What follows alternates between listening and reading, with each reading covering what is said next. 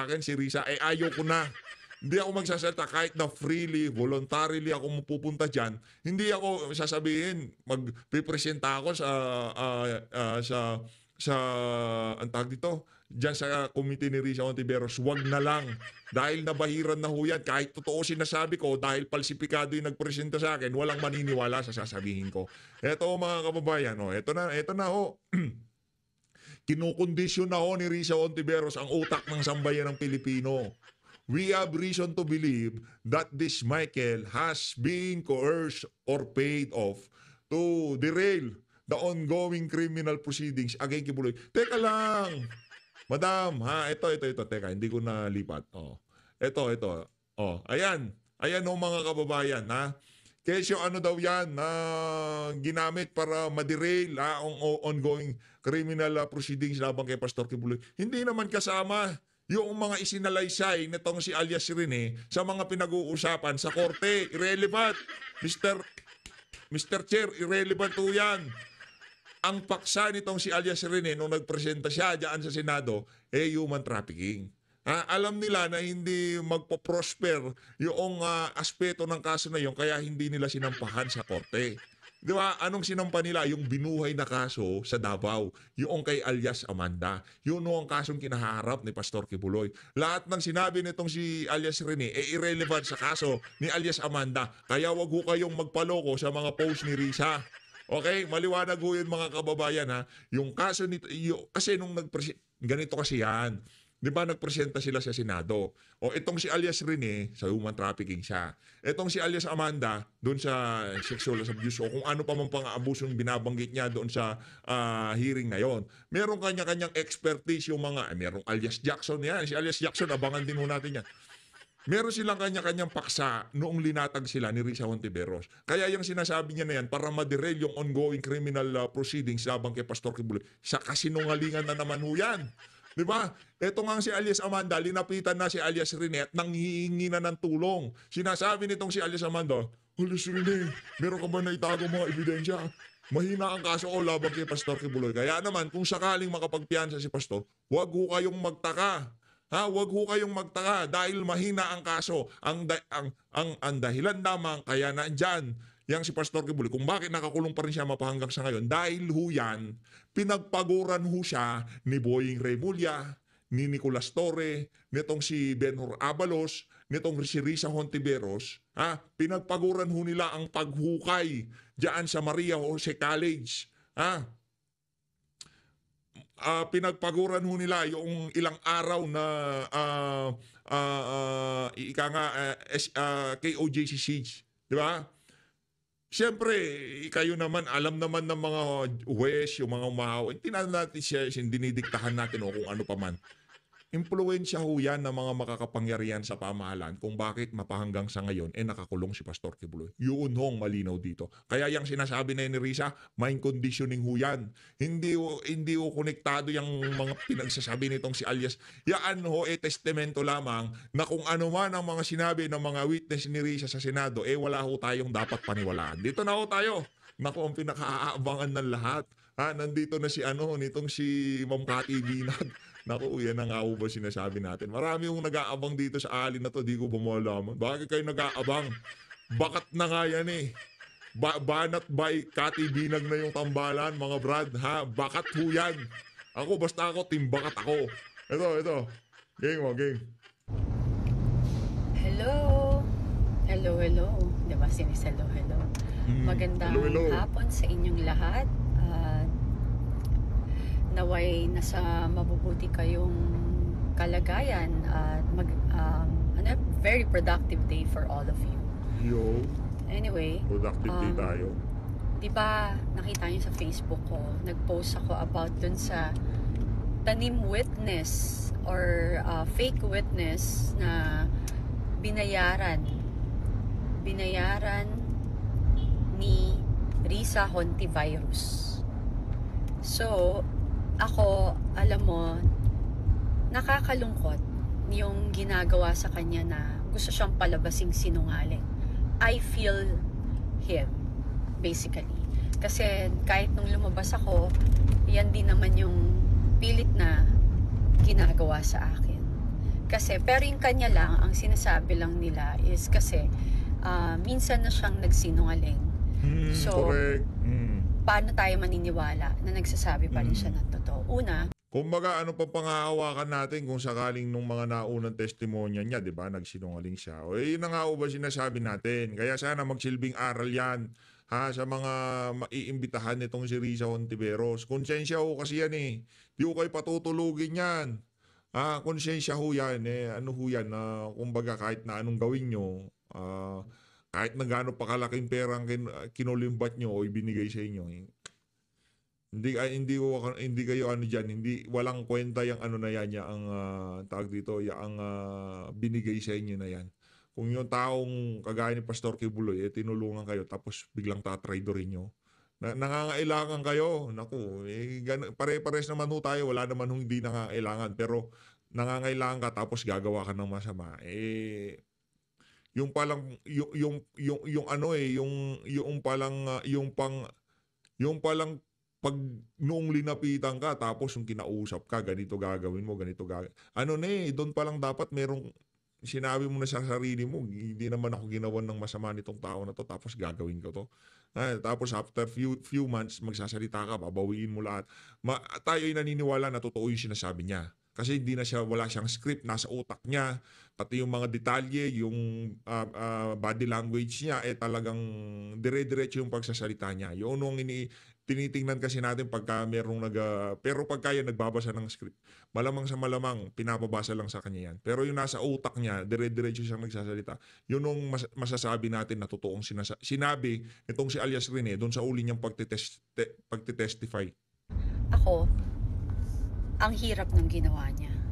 Anong mapapala niya doon, 'di ba? Correct. Kasi for sure, ang nangyari sa kanya, na-feel talaga niya na ginagamit lang talaga siya. Kasi everything is money-based. Kasi ang tao naman may ganun. At saka, I think also, talagang sobra siyang nagigilty. Kasi based naman sa story niya, di ba, na nagigilty siya sa pinapagawa sa kanya. Na after a while, hindi niya nakaya.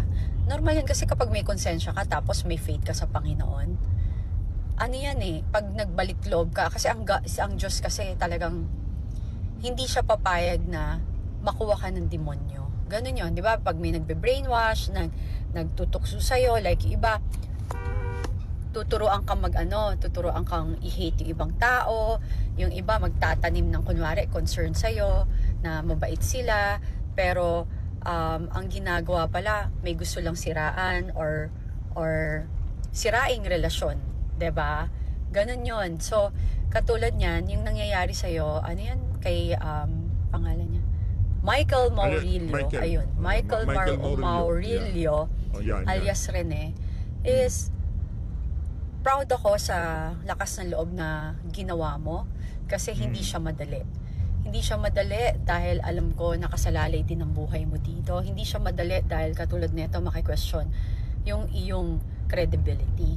But ang nagmamatter right now is nakonsensya ka. Nakonsensya ka at gusto mong itama ang mga maling ginawa mo at humihingi ka ng kapatawaran. Okay? So, dun sa mga nagtatry na siraan ka or sabihin na isa ka pang sinungaling kasi nagsinungaling ka na before, hayaan mo siya. Hayaan mo sila. Alam bakit? Kasi, if you're speaking the truth, lalabas at lalabas ang totoo. 'Di ba? Second, at saka yung mga nagsasabi na nagsisinungaling ka, for sure kakampi nila yon. So, okay lang yan.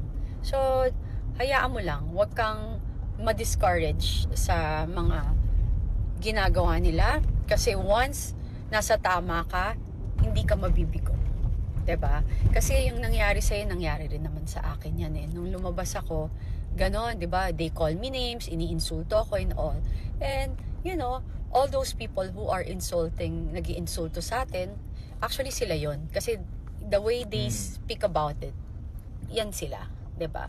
So, manatili kang matatag, ipagdasal mo lang lahat. Kasi alam ko naman na before ka lumabas, for sure, pinag-isipan mo to ng matindi at saka talagang binigay mo to lahat sa Panginoon. So, huwag kang patitinag, huwag kang matatakot kasi sa katotohanan, ang Panginoon ang ating kakampi. So, hayaan mo sila. They can always say everything they want. Ang importante, ginagawa mo to hindi lang para sa sarili mo, bagkus Yung, para rin sa taong bayan. Kasi ang nirereklamo mo ay isang supposedly kagalang-galang na isang kagalang-galang yan, tama. senator. Oo. Apparently, hindi maganda yung kanyang ginagawa. And hindi lang naman to ngayon lang nangyari.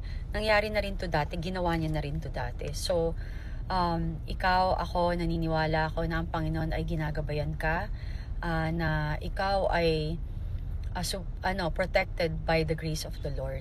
So, ipagpatuloy mo lang yan and ipagdadasal kita. Okay? So, ingat ka, God bless, and maraming salamat sa pagsisiwalat mo ng katotohanan. Yun, palakpakan nun natin yan si alias Rene, no? Kahit sabi ko naman, kahit ano pa yan, malaga tinama mo na yung kamalian na ginawa mo. Palakpakan nun natin itong si alias Rene. Siyempre, palakpakan nun natin itong taba siguro ng utak nitong si Ma'am Cathy. Tingnan yung noo niya. Puro siya noo. Ako nagtoka. Ilang ano yan, ilang tapal yan noo. Ilang tapal yung noo na yan, madam. Ang laki ng noo mo. Hindi, sabi nila pagka ganyan, matalino. Ano ba kasabihin sa inyo pagka malaki noo? Di ba matalino? Matalino yan. Maniwala kayo sa akin. Ayun na nga, punta na po tayo dito sa dalawang bulldog ni Tamba. No? Pakinggan natin kung ano naman kaya kabalbalang sasal. Ano na kami, nasanay na kami kay Attorney Bukoy eh. Tsaka dito kay Princess Avante. Doon na tayo nasanay, di ba? Anong ginagawa? Dalawang unggoy na to dito. Oh, sige, papogi kayo kay Tamba ha. Lights, camera. Action! Slim, at sa inyo pong lahat, isang magandang tanghali, friends from the media at sa mga mamamayang Ano lang ha, tambay lang ho tayo dito pero pagka meron tayo medyo palsipigadong sinabi ni Adjong, doon na lang ho tayo bibira. Yung mama na yan, wala kwenta yan. Doon na lang tayo kay Adjong. Pagka siya na magsasalita, ipo-forward na Pino. natin. Magandang tanghali po sa inyo lahat. Thank you, sir. So we will now take the first questions from Tina Panganiban Perez of GMA7. Good afternoon po. So, sirs, yesterday the House Prosecution Panel complied with the first requirement of the Senate Impeachment Court, yun po sa one-year ban. Now, dun sa compliance sa second requirement, if pagbobotohan po sa 20th Congress, how will you vote po? And what actually is that's the second? Would the 20th Congress carry over the impeachment? Sir, no? if interested pa rin yung 20th Congress to pursue the impeachment. Well, on collectively, I personally cannot speak on how the 20th Congress will appreciate, no. But individually, if you ask me, I have already affixed my signature on the 7 verified impeachment complaints, and that will remain to be my advocacy, and that will my support on the prosecution team to hold the Vice President accountable for her actions will still remain. So, yun po ang aking kasagutan dyan, Ma'am Tina. Thank you, Ma'am Tina, for the question. Actually, yung kasabihan ba, the boat has already sailed eh. Whether or not Wala, hindi ka kasama sa usapan, Brad. Hindi ka kasama. Adjong lang tayo, adjong. Wala yan. Hindi ka pa nakapag-EPS. Brad, alam mo, ito isa na to. Pag nakapag-coops ka na sa mga hearing, doon ka na papakinggan. Si Adjong, certified bulldog na yan. Ikaw, tuta ka pa lang. King. No, we have already adopted the resolution in compliance with the court order, no, yung certification. But as to whether or not the 20th Congress will carry on the impeachment, that again was also responded to by the prosecution team. Kasi sabi nga ho nila doon sa for clarity, because we deferred the acceptance of that second order simply because ang sabi nila, it needs further clarification because the 19th Congress could not simply speak on behalf of the 20th Congress. So I guess if you talk about the process in itself, the impeachment process, that is already laid down clearly by the Constitution. And sabi nga po ng aking kaibigan dito, si Congressman Ernix, na we stand by with what we have already supported. We affixed our signatures in the 19th Congress. The issue really here is to hold impeachable officers according to the enumerated list of impeachable officers under the Constitution hold accountable to their actions. No, this is not an issue of personality. This is about making the Constitution work for every single Filipino. In the case of the impeachment trial under Article 11, we stand by it. This is a constitutional process. This is a constitutional mechanism, and we would continue to stand by it. So, ang usapan pala kung talaga natin dito when it comes to the issue of impeachment ay na mananatili po ang paninindigan na House na we delivered our commitment, our mandate given to us by the Constitution. So, yun po yung pinakabulto na ini-explain po namin dito sa Ang dami mong sinabi, Brad. Ang principal mo, ganito lang kasimple. Ang principal ko, gusto niya maging presidente sa 2028. Tiniksala lamunan niya si Sara. Yun lang naman yun. Ikaw, dahil sinabi Constitution mandate.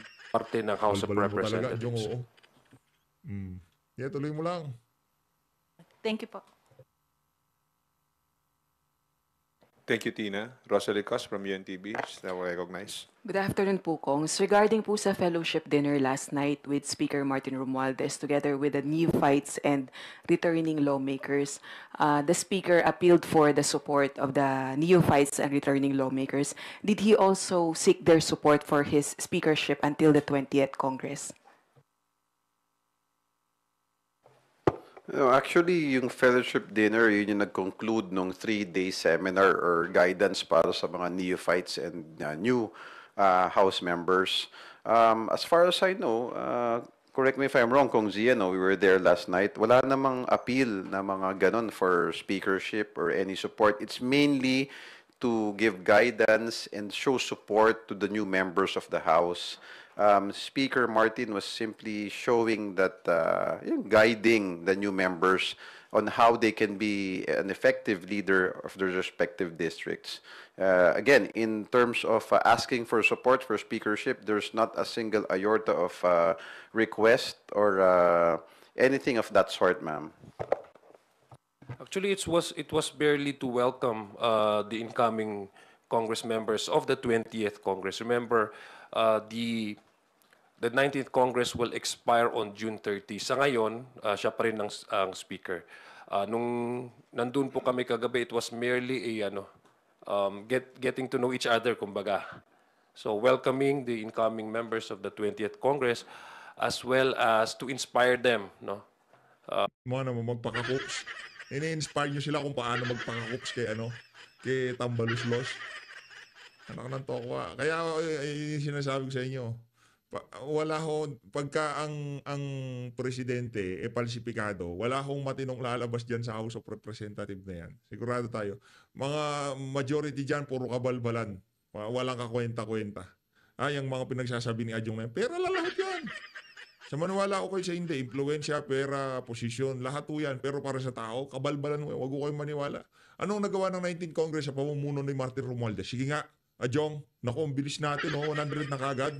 Mega love shoutout sa mga nagsasubscribe, ha? Mega love shoutout. Pambihira kayo, napakasolid nyo. Solid talaga. In-inspire niya yung mga membro. Hindi lang mga membro ng incoming, but even those who are present last night na mga re-elected members ng House to inspire the incoming members to commit themselves to their to their advocacies individual sa kanilang mga distrito, and to make sure that the House will support kung ano man yung mga programa at anong mga advokasya na makakatulong sa ating bansa, hindi lang sa individual na district. So it was simply just a gesture of welcoming them, making them part of the official family in the coming Congress. Wala pong napag-usapan doon anything about leadership support or anything about yung mga issue about positions in the House. But are we expecting the 40-plus representatives elect to support the speakership of Speaker Martin Romualdez in the 20th? They have already we have already secured, I guess, 200 plus signatures, manifesto of support for the current speaker, Speaker Martin Romualdez. Wow, bo. Ikaw, Adjong, pagka napalitan ng pamunuan, mapabay chipwera ka, Brad. At sana yung bagong pamunuan, imbestigahan nila yung tag dito, yung mga ayuda, yung mga flood control project, yung 5 billion na sinabi ni VP Sara, 'di ba? Parang binibigyan natin ng free pass tong mga to pagkatapos ng isang Congress, ano mang ginawa nilang kalokohan, lusot na sila kagad eh. O yung mga flood control, wala na. Yung travel expenses ni Tamba, yung liquidation by certification nila, wala na naman. Tahimik na naman ang sambayanan. Walang iya kayo. Should the 20th Congress starts na they have already been there is already a support, an overwhelming support in terms of the speaker should he decides again to run for the speakership. Meron na pong 200 plus na signatures na nagsasabing sumusuporta sila sa ating speaker sa ngayon, because may kasabihan nga, if it's broken, why fix it, diba? So Brad, broken kayo dyan. Wala kayong inatupag sa loob ng 3 taon kung hindi banata ng mga Duterte. Ganon ka palsipikado ang pamunuan ng House of Representatives. Mga kababayan, kung minamahal, kayo ho ang magsabi kung gumagana ba ang pagtatrabaho nila dyan sa House of Representatives. Kayo na ho, hindi na ho ako. Sustainably and Bang klase, yung oo. stability na pinakita ng leadership ni Speaker Romualdez, doon yung source of support na pinanggagalingan ng bawat individual na congressman na 200 plus na lumagda para ipakita ang kanilang suporta sa current speaker na to na maging speaker in the 20th Congress. May we also ask your reaction sa statement ni Deputy Speaker Duke Frasco? He stated in his social media post, I quote, "If the election for Speaker were held today, my support would go to either Congressman Toby Chanco or Congressman Albi Benitez." Well, that's his entitled Toby Chanco or Albi Benitez, kahit sino, basta wag lang yung kupas na wag lang yung siraulo na palsipikado na may saltik na parang di natin malaman, merong, di ba? Basta wag lang ganong speaker, okay na tayo. Kahit sino pa maupo, basta wag lang yung siraulo. Di ba? O, kahit sino dyan. Susuportahan natin kung sino man lumabagay mo. to his opinion. He's entitled to cast his vote to whomever he feels for him fitting to the position. Wala naman pong nagpupuwersa sa bawat isa sa amin na bumoto. In fact, that actually Walang nagpupuwersa, pero merong pagbabanta. Yun. Pagka hindi nanalo yung bata nyo sa pagka-speaker, yari kayo sa akin. Parang lang yan, parang pirma sa impeachment ni VP Sara yan. Pagka hindi kayo pumirma, mahohold yung mga pond. Ganun kasimple. Hindi ako nagsabi niyan. Si Congressman Toby Chanco. Sinabi nitong si Congressman Toby Chanco na talagang nagkaroon ng bayaran dyan sa pagpirma sa impeachment. Doon pa lang O panibagong issue na naman yan. I-raise pa ho yan sa Korte Suprema. Yung naging testimonya, yung naging pagsasalita nitong si Congressman Toby. Ayaw ko sa impeachment. Hindi ako pumirma sa impeachment. Nagkaroon talaga ng dyan, takutan pagka hindi ka pumirma. Yung walang lalabas na pondo sa distrito mo. Yun ang totoo. Yun ang sinabi ni Congressman Toby Chanco. Hoy, Adyong, huwag mo lokohin siyang bayan ng Pilipino. Bistado na kayo. Ngayon, kung ito, ganito lang naman ho kasimple yan. Diyan ho kasi sa house, pagka yung grift mo, yung sakmal mo, yung ipit ng pagkakahawak mo sa pwesto, ramdam, dumadagungdong at talagang nakikita sa buong Kongreso, mark my word, walang magtatangka na lalaban sa'yo. Walang maglalakas ng loob na banggain ka. Sa 19 Congress, nakita niyo ho bang meron tumayo para kalabanin si Tamba? Wala, kasi yung grip niya dyan sa speakership talagang matindi.